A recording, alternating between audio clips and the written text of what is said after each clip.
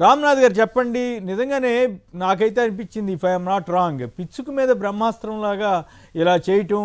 ఒకవైపేమో ఆయన ఉపన్యాసంలో తప్పుంటే కేసు పెట్టారు, నడుస్తూ ఉంది, 4 సార్లుగా అయింది. అయితే ఇప్పుడు ఏకంగా దేశద్రోహం కేసు పెట్టి, గతంలో మతాలు కులాల మధ్య ఇష్టం వచ్చినట్టు మాట్లాడిన వాళ్ళంతా హ్యాపీగా పదవుల్లో చాలామంది ఉన్న సంగతి మనకి రాష్ట్రాల్లోనూ చూస్తున్నాం, దేశంలోనూ చూస్తున్నాం. ఇప్పుడు సడన్గా ఈ కేసు పెట్టడం పిచ్చుకు మీద బ్రహ్మాస్త్రం అవుతుందా లేదా? మరోవైపు ఏమో పోలీస్ స్టేషన్ మీద దాడులు చేయటం పెద్ద నేరమా కాదా? నాకేం అర్థం కావట్లేదు. ఇది పాపం కాదా? పవన్ కళ్యాణ్ గారు ఇప్పుడు భక్తి భావంలో కూడా, ఆయన ఆధ్యాత్మిక దుస్తుల్లో కూడా ఉన్నారు. ఇది పాపం అనిపించట్లేదా? గారు, పవన్ కళ్యాణ్ గారు ఈ మన దేశాన్ని, ఇక్కడి చట్టాన్ని, ఇక్కడ ప్రజాస్వామ్యాన్ని ఏమాత్రం అర్థం చేసుకోలేదు అన్నది చాలా స్పష్టంగా అర్థమవుతుంది. పవన్ కళ్యాణ్ గారు ప్రతి ప్రసంగంలో కూడా బియాండ్ ద లానే మనం చేయాలి అన్నట్టుగా మాట్లాడుతున్నారు. ఇదివరకు రాజకీయ నాయకులంతా జ్యుడిషియరీ అన్నది శాసన వ్యవస్థలోనికి చొరబడుతోంది అని పదే పదే అనేవారు. కానీ ఏపీలో చూడండి, జ్యుడిషియరీకి సంబంధించిన వ్యవహారాల్లో మొత్తం రాజకీయ నాయకులు జోక్యం చేసుకుంటూ ఉన్నారు. ఎవరైనా సరే ఒక తప్పు చేస్తే ఈ దేశంలో, ఈ రాష్ట్రంలో శిక్ష వేయాల్సింది తేల్చి న్యాయస్థానం. కానీ వీళ్ళు ఏం చేస్తున్నారు? ఆ ప్రాసెస్ ని బైపాస్ చేయడానికి కొత్త కొత్త మార్గాలు కనిపెడుతూ ఉన్నారు.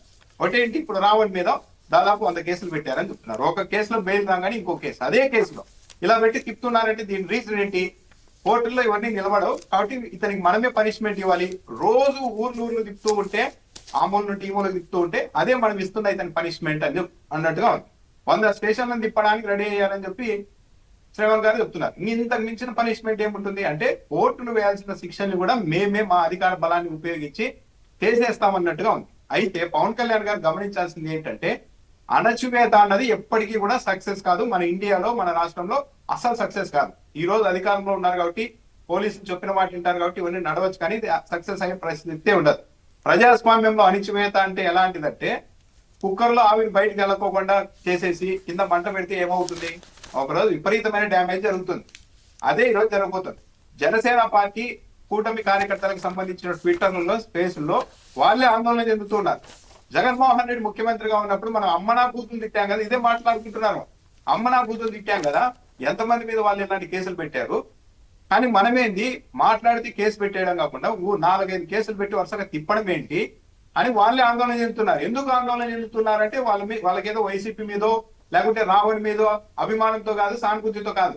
ఈ ప్రొసీడింగ్ మొదలైన తర్వాత రేపు రోజున మన దగ్గరికి కూడా వస్తుంది. ఇది పవన్ కళ్యాణ్, చంద్రబాబు నాయుడు గారు మొదలు పెట్టిన ఈ ఆట అన్నది ఒకరోజు మన ఇంటి ముందుకు కూడా వచ్చి నిలబడుతుంది. భవిష్యత్తులో మనం కూడా ప్రశ్నించే పరిస్థితి ఉండదు అని జనసేన పార్టీ వాళ్ళు, టీడీపీ వాళ్ళే ఆందోళన చెందుతూ ఉన్నారంటే ఈ రాష్ట్రాన్ని ఎంత ప్రమాదకరమైన పరిస్థితుల్లోనికి తీసుకెళ్తున్నారో అర్థం చేసుకోవచ్చు. జర్నలిస్ట్ కేవీఆర్ సతీమణి గారి మీద కూడా కేసు పెట్టారు. ఎందుకు పెట్టారు చూడండి. ఆమె హైదరాబాద్ కు అరెస్ట్ చేయడానికి వెళ్ళినప్పుడు నా భర్తని తీసుకెళ్లొద్దండి ఏ భార్య అయినా పాపం ఆవేదనతో, భయంతో అడ్డుపడ్డారని ఆమె మీద కేసు పెట్టారు. ఏ సిఐ అయితే కంప్లైంట్ ఇచ్చారో ఆ సిఐ మీద ఆమె హైదరాబాద్ లో కంప్లైంట్ ఇచ్చారు. అంటే మా మీదే కంప్లైంట్ ఇస్తావా, నువ్వు హైదరాబాద్ లో కంప్లైంట్ ఇస్తే మేము ఇవ్వలేమా అని ఒక బెదరగొట్టడానికి పోలీసులు కూడా ఈ విధంగా ఎదురు ఒక మహిళ మీద కేసు పెట్టారంటే, ఈ విషయంలో ఎక్కడికి వెళ్తోంది ఈ రాష్ట్రం మొత్తం మీద, ఎక్కడికి తీసుకెళ్లాలనుకుంటున్నారు? చంద్రబాబు నాయుడు గారు నిన్న ఒక స్టేట్మెంట్ ఇచ్చారు. జగన్మోహన్ రెడ్డి గారు ఊహించి చెప్పింది 100% నిజమని వెళ్ళిపోయారు. జగన్మోహన్ రెడ్డి గారు తన ట్విట్టర్ లో ఒక విషయం చెప్పారు. ఈ సోషల్ మీడియా యాక్టివిస్టుల్ని కంట్రోల్ చేయడానికి సోషల్ మీడియా సెక్షన్లు కాకుండా బెయిల్ ఇచ్చే అవకాశం లేని సెక్షన్లు మోపండి, ఇదంతా ఒక ఆర్గనైజ్డ్ క్రైమ్ గా కేసులు పెట్టండి అని పోలీసులకు మీరు ఆదేశాలు ఇచ్చినట్టు మాకు సమాచారం ఉందని జగన్మోహన్ రెడ్డి గారు ట్వీట్ చేశారు. అది నిజమని నిన్న చంద్రబాబు నాయుడు గారు ఇండైరెక్ట్ గా చెప్తున్నారు. బహిరంగ సభలో ఏం చెప్తున్నారు? నన్ను అంటే తనని మాత్రమే చెప్పడం లేదు, ప్రతి విషయంలో కూడా పవన్ కళ్యాణ్ గారిని కలుపుకుంటున్నారు. నన్ను, పవన్ కళ్యాణ్ ను విమర్శించడానికి, మా మీద తిట్టడానికి వైఎస్ఆర్ కాంగ్రెస్ పార్టీ ఫండింగ్ ఇస్తోంది, డబ్బులు ఇస్తోంది సోషల్ మీడియాకు అని చంద్రబాబు నాయుడు గారు ఆరోపణ చేశారు. దీన్ని బట్టి అర్థమవుతున్నది ఏంటి?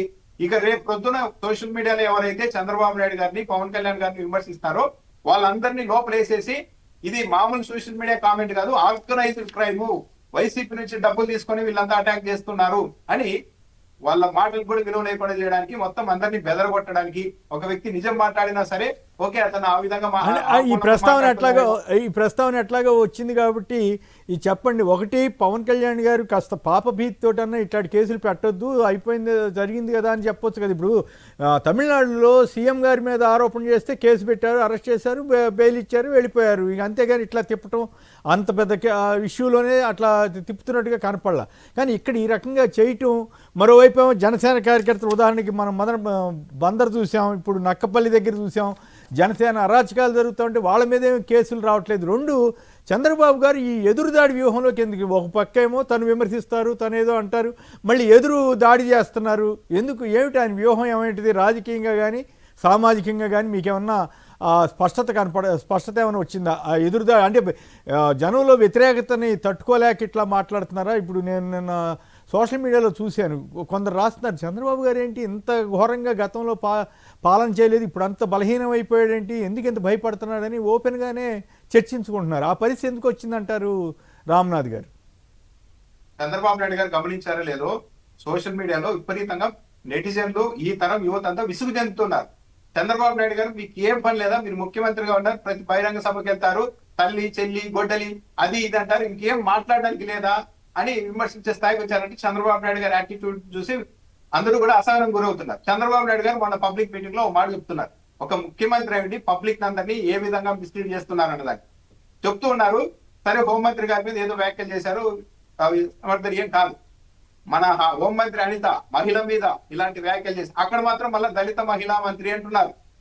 ఒక మంత్రి మీద ఇలాంటి కామెంట్ చేశారు, దీని మీద మీరంతా చర్చించాలని పబ్లిక్ పిలుపునిస్తూ ఉన్నారు. అంటే చూడండి, ఒక ముఖ్యమంత్రి గారు అభివృద్ధి మీద చర్చించండి, అమరావతి వ్యవహారాల మీద చర్చించండి, పోలవరం గురించి చర్చించండి, కరువును ఎలా ఎదుర్కోవాలో చర్చించండి అని ప్రజలకు చెప్పాల్సింది పోయి ఒక కామెంట్ చేస్తే ఇదో ఈ మేకప్ వివాదం మీద మీరంతా చర్చించాలి అని పబ్లిక్ మోటివేషన్ ఇస్తున్నారంటే చంద్రబాబు నాయుడు గారు పబ్లిక్ ని ఏ అంశాల మీద చర్చకు పెట్టి వాళ్ళందరినీ ఎంగేజ్ చేసి తాను చేయాల్సిన పనులు చేయాలనుకుంటున్నారో దీన్ని బట్టి చాలా క్లియర్ గా అర్థమవుతుంది. చంద్రబాబు నాయుడు గారి స్ట్రాటజీ ఒకటి, తాను చేస్తున్న వ్యవహారాలన్నింటినీ తన మీడియా బలంతో వైసీపీ వాళ్ళ మీద పదే పదే, ఒకసారి కాదు 100 సార్లు చెప్తే అదే వాళ్ళకే ఆ బ్రాండ్ వేద్దామనుకుంటున్నారు. పదే పదే గూండాల పార్టీ, రౌడీల పార్టీ అంటున్నారు కదా. ఈ 2 ఏళ్లలో జరిగినంత విధ్వంసం, దాడులు ఈ రాష్ట్ర చరిత్రలో ఎప్పుడైనా చూసాము? కొమ్మినేని గారు ముఖ్యమంత్రిగా ప్రమాణ స్వీకారం చేయకముందే వీసీల ఛాంబర్లకు వెళ్ళి దాడులు చేశారు తెలుగుదేశం పార్టీ కార్యకర్తలు. వీసీ క్యాంపస్ లోకి వెళ్ళాలంటే వీసీ పర్మిషన్ లేకుండా పోలీసు కూడా వెళ్ళలేడు. అలాంటిది వెళ్ళి డైరెక్ట్ గా వీసీల ఛాంబర్ల మీద దాడి చేశారు. శిలాపాలకాలన్నింటినీ ఆర్గనైజ్డ్ గా స్టేట్ వ్యాప్తంగా ధ్వంసం చేశారు. మాజీ మంత్రుల ఇళ్ల మీదకి 1000 మంది వెళ్ళి దాడులు చేస్తారు. పెట్రోల్ బాంబులు, యాసిడ్ బాంబులు చేస్తున్నారు. మహిళల్ని నడి రోడ్డు మీద పోలీసులకు సంబంధించిన లాఠీ తీసుకొని కొడుతూ ఉన్నారు. ఇంకా ఏమంటారు? బూతుల్ని నమ్ముకుంది వైసీపీ అంటారు. రీసెంట్ గా మాజీ మంత్రి ఎమ్మెల్యే ఆదినారాయణ రెడ్డి గారు ఏమన్నారు? చెప్తూ కొడతా అంటారు. ఆయన మడకసిర ఎమ్మెల్యే ఎంఎస్ రాజు గారు ఏమంటున్నారు? నీ ఇంటికి వచ్చి చెప్తూ కొడతా అంటున్నారు. పులివర్తి నాని గారు ఒక మాజీ జడ్జిని ఏ విధంగా మాట్లాడారు? ఇవన్నీ కళ్ళ ముందు రోజు జరుగుతూ ఉంటే చింతమనేని ప్రభాకర్ గారు ఆడ పార్టీ వాడి మీద దాడి చేశారు కదా, మొత్తం చేసి అవతల మీద. అయితే ఇప్పుడు కాదు, ఫైనల్గా ఒక మాట చెప్పండి. ఇప్పుడు జనసేన కార్యకర్తలు ఎవరు ఆదేశాలు ఇస్తే వెళ్ళారో పోలీస్ స్టేషన్ మీద దాడులు చేయటం, మరి అది దేశద్రోహం కింద లేకపోతే యాంటీ సోషల్ యాక్టివిటీ కింద రాదా? లేకపోతే ఆయన మీద కేసు పెట్టారు, ఓకే, నిజంగా అంత నేరం చేసి ఉంటే మనమేమి చేయగలిగిందే లేదు. మరి పోలీస్ స్టేషన్ మీద దాడులు చేస్తే అది అంత తీవ్రమైన కేసు కాదని ప్రభుత్వం భావిస్తోందా? ఇక్కడ ప్రమాదకరమైన కోణం ఏంటంటే కొమ్మినేని గారు వాళ్ళు ఇంకో ప్రచారం మొదలు పెట్టారు. ఇప్పుడు వైఎస్ఆర్ కాంగ్రెస్ పార్టీ సాయి కృష్ణ వ్యవహారంలో కావచ్చు, రావణ్ వ్యవహారంలో కావచ్చు, వాళ్ళు ఏం మాట్లాడారు, వాళ్ళు ఏం చేశారు అన్నదాన్ని ఎక్కడ సమర్థించలేదు. కానీ వాళ్ళు చేసింది ఏదైనా సరే మీరు చట్ట ప్రకారం చేయాలి.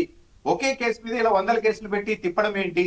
సాయి కృష్ణ కేసులో అతను ఏమైనా అయ్యుండొచ్చు, అలా చంపేసి బూడిద కూడా లేకుండా చేయడం తప్పు కదా అని మాట్లాడుతూ ఉంటే, ఇదిగో రావణ్ వెనుక వీళ్ళున్నారు, సాయి కృష్ణ వెనుక వైసీపీ ఉంది అని అంటే మళ్ళీ దీన్ని కూడా ఒక రాజకీయ కోణంతో తీసుకెళ్ళడానికి ప్రయత్నిస్తున్నారు. అంటే తాము చట్టాన్ని చేతుల్లోనికి తీసుకొని న్యాయ వ్యవస్థతో చట్టాలతో పని లేకుండా వ్యవహారాలు నడుపుతూ ఉన్నా సరే ఇది తప్పు అని ఎవరు అనకూడదు. అంటే వాళ్ళందరినీ మీ మెడలు చూడతాము అన్న ఒక ధోరణి కూడా కనిపిస్తుంది. పట్టపగలు పోలీస్ స్టేషన్ల మీద ఏదో ఒక చోట కాదు, ఒక చోట జరిగితే హఠాత్తుగా జరిగింది అనడానికి, అతను ఎక్కడికి వెళ్తే అక్కడికి వెళ్ళడం, పోలీస్ స్టేషన్లలోకి దాడి చేయడము, కోడిగుడ్లు విసరడం, ఇంత చేస్తూ ఉంటే ఇదంతా ప్రభుత్వ పెద్దల ఆదేశాలు లేదే జరుగుతుందా?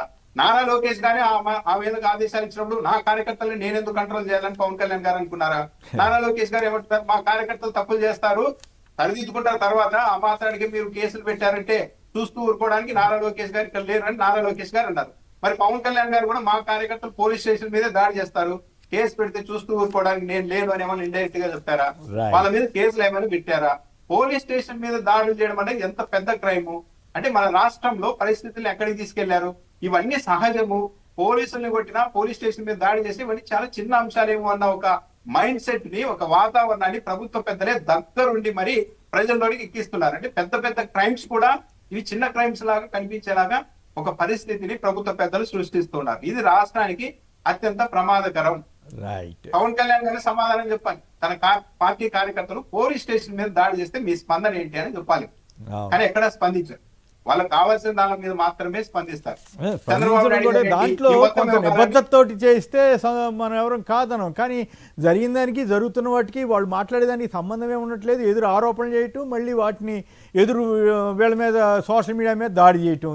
ప్రభుత్వం ప్రజలకు ఆదర్శంగా ఉండాలి తప్ప మరీ అంత ఘోరంగా ఉంటే మా బోటి వాళ్ళకైతే భయం వేస్తుంది. ఆంధ్రప్రదేశ్ ఎడిపోతుంది. ఆంధ్రప్రదేశ్ సమాజాన్ని ఏం చేయదలిచారు చంద్రబాబు గారు, పవన్ కళ్యాణ్ గారు, వీళ్ళందరూ?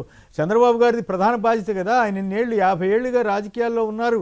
ఆయన నాయకత్వంలో ఈ రకంగా జరిగితే ఆయనకి అప్రతిష్ట. దేశవ్యాప్తంగా పరుగు పోతుంది కదా. మీరు ఎన్ని ప్రచారాలు చేసుకున్న అచ్చంగా ఎల్లో మీడియాని అడ్డం పెట్టుకుని అన్నీ జరగాలంటే జరగవు. ఏదో ఒక రోజున మొత్తం దేశవ్యాప్తంగా ఇది చర్చ అవుతుంది, మీ పరువే పోతుంది. ఆ సంగతి ఆయనకు అర్థం కావాలి. ఈ సోషల్ మీడియాలో ఆ పాయింట్ కూడా పెడుతున్నారు. ఎవ్వరు అగౌరవపరచట్లేదు చంద్రబాబు గారిని కానీ పవన్ కళ్యాణ్ గారిని కానీ.